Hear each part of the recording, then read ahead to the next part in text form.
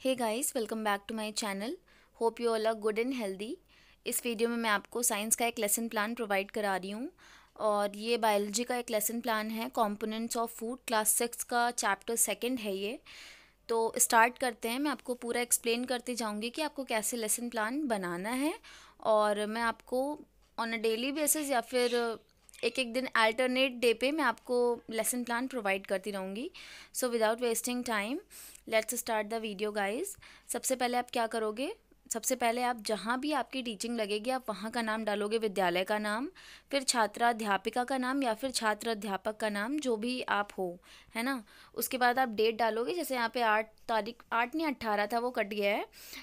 आज मैंने ये लेसन प्लान बनाया है तो मैंने 18 लिखा हुआ है। आप जिस दिन भी जाओगे पढ़ाने के लिए उस दिन का आप यहाँ पे डेट लिखोगे। जिस क्लास का है वो विषय विज्ञान है और उपविषय जीव विज्ञान है। अवधि, क्योंकि पूरा बड़ा लेसन प्लान है तो 40 मिनट का है और चक्र वो पीरियड से होता है, आप किस पीरियड में जा रहे हो तो इसे आप चेंज कर लीजिएगा अपने अकॉर्डिंग, फर्स्ट सेकेंड थर्ड जो भी रहेगा। उसके बाद है आपका प्रकरण, यानी कि टॉपिक क्या है, तो भोजन के घटक हैं, कंपोनेंट्स ऑफ फूड। फिर आपको सामान्य उद्देश्य लिखने होते हैं जो कि आपका सब्जेक्ट से रिलेटेड होता है, कि छात्रों में विज्ञान विषय के प्रति रुचि उत्पन्न करना, छात्रों में वैज्ञानिक दृष्टिकोण का विकास करना, छात्रों में चिंतन शक्ति का विकास करना, छात्रों में तर्क शक्ति का विकास करना। उसके बाद आप लिखोगे विशिष्ट उद्देश्य जो कि टॉपिक से रिलेटेड होगा। तो उसमें पहला होता है ज्ञानात्मक उद्देश्य, कि बच्चे भोजन के घटक के बारे में जान सकेंगे, बच्चे भोजन के पोषक के बारे में जान सकेंगे। फिर आपका भावात्मक उद्देश्य, इसमें क्या लिखोगे आप, छात्र भोजन के घटक के बारे में समझ सकेंगे, क्योंकि अब अभी तक वो जान रहे थे, अब वो समझ भी पाएंगे, और छात्र पोषक के बारे में समझ सकेंगे। फिर है सहायक सामग्री, आप जो कुछ भी लेकर जा रहे हो, कि पोषक की व्याख्या करता कोई चार्ट लेकर जा रहे हो, कोई आप ऑब्जेक्ट लेकर जा रहे हो, या फिर आप कोई फूड आइटम लेकर जा रहे हो, कुछ भी दिखाने के लिए वो आप यहाँ पे मेंशन कर दोगे। फिर पूर्व ज्ञान लिखोगे, जो आप प्रस्तावना प्रश्न बनाओगे बच्चों से जानने के लिए कि उनको इस टॉपिक से रिलेटेड क्या चीज़ें पता है, उनका अटेंशन सीख करने के लिए।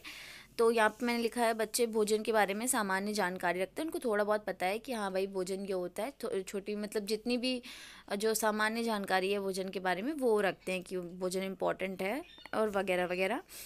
उसी तरीके से आपका प्रस्तावना प्रश्न आ जाएगा। प्रस्तावना प्रश्न में आप क्वेश्चन पूछोगे, और जैसे इसमें पहला क्वेश्चन है कि बच्चों आपको कौन सा व्यंजन बहुत पसंद है, तो बच्चे बताएंगे। फिर आप उनसे पूछोगे बच्चों ये व्यंजन किससे बने होते हैं, वो बताएंगे अलग अलग सामग्री से, चावल आटा ये सब चीज़ें वो एक्सप्लेन करेंगे। तो आप कहोगे कि कच्चे सामग्री के संघटक क्या हैं, तो वो यहाँ पे वो समझ नहीं पाएंगे, तो ये समस्यात्मक हो जाएगा। और यहीं से आपका जो उद्देश्य कथन है कि बच्चों आज हम भोजन के घटक के बारे में विस्तृत रूप से अध्ययन करेंगे, वो जो है आपका स्टार्ट हो जाएगा। फिर आप क्या करोगे, यहाँ पे आपका रहेगा शिक्षण बिंदु, छात्र अध्यापिका कथन क्रिया, छात्र अनुक्रिया, श्याम पट्टकार और शिक्षण विद्या। और यहाँ पर आप क्या लिखोगे, उसके बाद जैसे शिक्षण बिंदु में आप कम से कम आपको 3 आपके शिक्षण बिंदु होने चाहिए, 5 मैक्सिमम हो सकते हैं। और फिर आप यहाँ पे छात्र अध्यापिका कथन क्रिया में आप जो भी बातें उनको एक्सप्लेन करोगे, छात्र अनुक्रिया में जो बच्चे कहेंगे वो लिखोगे, श्याम पट्टकार में जो भी चीज़ें आप बोर्ड पे करोगे वो मेंशन होंगे, शिक्षण विधि आप कौन से मेथड का यूज़ कर रहे हो, क्वेश्चनरी का यूज़ कर रहे हो, प्रोजेक्ट मेथड यूज़ कर रहे हो, वो आप यहाँ पे लिखना होगा। तो कोई भी आपका जो शिक्षण बिंदु है इसको स्टार्ट करने से पहले आप विकासात्मक प्रश्न पूछते हैं। तो यहाँ पे मैंने 2 क्वेश्चन लिखे हुए हैं। पहले का आंसर ऐसा आप क्वेश्चन कुछ रखेंगे कि बच्चे थोड़ा सा उसे कनेक्ट कर पाएँ, फिर सेकंड में आप उनके लिए वहाँ से आप अपना टॉपिक स्टार्ट करोगे, फिर आप उस चीज़ का स्पष्टीकरण दोगे कि बच्चों इन घटकों को हम पोषक कहते हैं। हमारे भोजन के मुख्य पोषक कार्बोहाइड्रेट, प्रोटीन, वसा, विटामिन तथा खनिज लवण हैं। इसके अतिरिक्त रुक्षांश और जल भी शामिल है जिनकी हमारे शरीर को आवश्यकता है। तो ये आप इस तरीके से, यहाँ पे आपको एक्सप्लेनेशन बहुत छोटा लग रहा होगा 40 मिनट के हिसाब से, लेकिन हम लेसन प्लान में थोड़ी ही चीज़ें लिखते हैं और उसे हम अच्छे से वहाँ पे एक्सप्लेन करते हैं, मेन पॉइंट्स लिखते हैं, अदरवाइज़ एक लेसन प्लान ही बहुत लंबा हो जाएगा। तो ये सिर्फ हमें लेसन प्लान इसलिए बनाया जाता है कि वो टीचर्स को हेल्प करे बच्चों को अच्छे से चीज़ों को समझाने के लिए।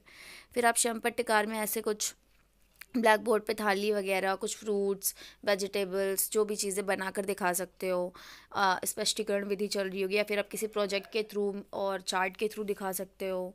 फिर बोध प्रश्न आप करोगे ये जानने के लिए कि आपने जो बच्चों को पहला शिक्षण बिंदु बताया है वो समझ में आया कि नहीं आया।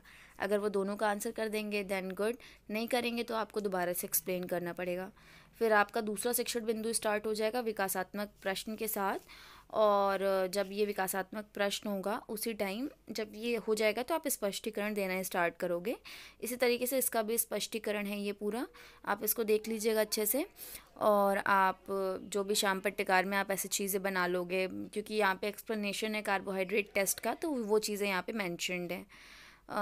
कार्बोहाइड्रेट परीक्षण की व्याख्या है दूसरी शिक्षण बिंदु।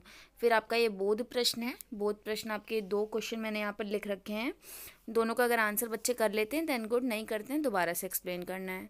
फिर आपका थर्ड आपका जो शिक्षण बिंदु है वो स्टार्ट हो जाएगा। शिक्षण बिंदु स्टार्ट होगा, उसके बाद आपकी विधि प्रश्नोत्तर विधि चल रही होगी। फिर आप क्या करोगे, स्पष्टीकरण दोगे। और जो आपका थर्ड जो शिक्षण बिंदु है वो है पोषक तत्वों की आवश्यकता की व्याख्या। तो ये पूरी उसकी आवश्यकता लिखी है कि बच्चों कार्बोहाइड्रेट मुख्य रूप से हमारे शरीर में ऊर्जा प्रदान करते हैं, वसा से भी ऊर्जा मिलती है। वसा और कार्बोहाइड्रेट भोजन को ऊर्जा देने वाले भोजन भी कहते हैं। प्रोटीन की आवश्यकता शरीर की वृद्धि तथा स्वस्थ रहने के लिए रहती है। विटामिन रोगों से हमारे शरीर की रक्षा करते हैं। तो ये पूरा एक्सप्लेनेशन है उसका। और ये यहाँ पे आप ऐसे शाम पट पे आप बनाकर दिखा सकते हो, या फिर आप कोई चार्ट दिखा सकते हो। विधि आपकी स्पष्टीकरण या फिर प्रदर्शन विधि चल रही होगी अगर आप चार्ट दिखा रहे होगे। फिर आपका बोध प्रश्न रहेगा कि हाँ, बच्चों से पूछोगे लास्ट में समझ में आया नहीं समझ में आया, पूछोगे, क्वेश्चन करोगे। फिर अगर वो आंसर कर देंगे तो आपका आई थिंक 3 शिक्षण बिंदु में आपका ये 40 मिनट के आसपास जब कवर हो जाएगा, तो लास्ट के जब 5-10 मिनट बचेंगे तो आप उनसे मूल्यांकन प्रश्न करोगे। अब मूल्यांकन प्रश्न आपके तीनों शिक्षण बिंदु को कवर करने वाला होना चाहिए, तो कम से कम 5 क्वेश्चन तो होने ही चाहिए, जैसे मैंने इसमें रखा है। और कुछ थोड़े MCQ टाइप क्वेश्चन होने चाहिए कि पोषक के उदाहरण बताइए, कार्बोहाइड्रेट के प्रकार बताइए, 1 वर्ड टाइप के जो क्वेश्चन होते हैं वो आप इसमें रखोगे। कार्बोहाइड्रेट की उपस्थिति में परीक्षण करने पर कौन सा रंग आता है, ये सारी चीज़ें आपको लिखनी है। प्रोटीन के शरीर में क्या आवश्यकता है, ये सारे क्वेश्चन आप उनसे पूछ सकते हो।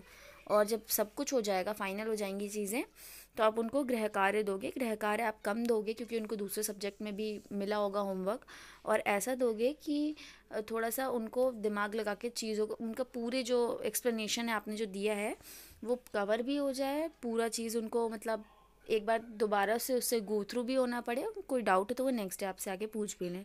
तो जैसे यहाँ पे मैंने 2 क्वेश्चन रखा है, आयोडीन परीक्षण क्या है समझाइए, तो वो उन्हें पूरा बताना पड़ेगा कि हाँ ऐसे ऐसे ऐसे चीज़ें होती हैं, कार्बोहाइड्रेट टेस्ट होता है, सारी चीज़ें वो बताएंगे। फिर सेकंड है विभिन्न पोषक हमारे लिए क्यों आवश्यक हैं, विस्तार से बताइए। तो उनको सारे पोषकों के बारे में यहाँ पे बताना पड़ेगा, तो इसके लिए उन्हें पूरा पढ़ना पड़ेगा।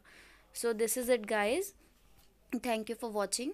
आज के वीडियो में मैंने जो लेसन प्लान प्रोवाइड कराया है ये आपको मेरे टेलीग्राम चैनल पे मिल जाएगा। मैं अपने टेलीग्राम चैनल के लिंक आपको नीचे डिस्क्रिप्शन बॉक्स में दे दूँगी, आप वहाँ से इसको ले सकते हो।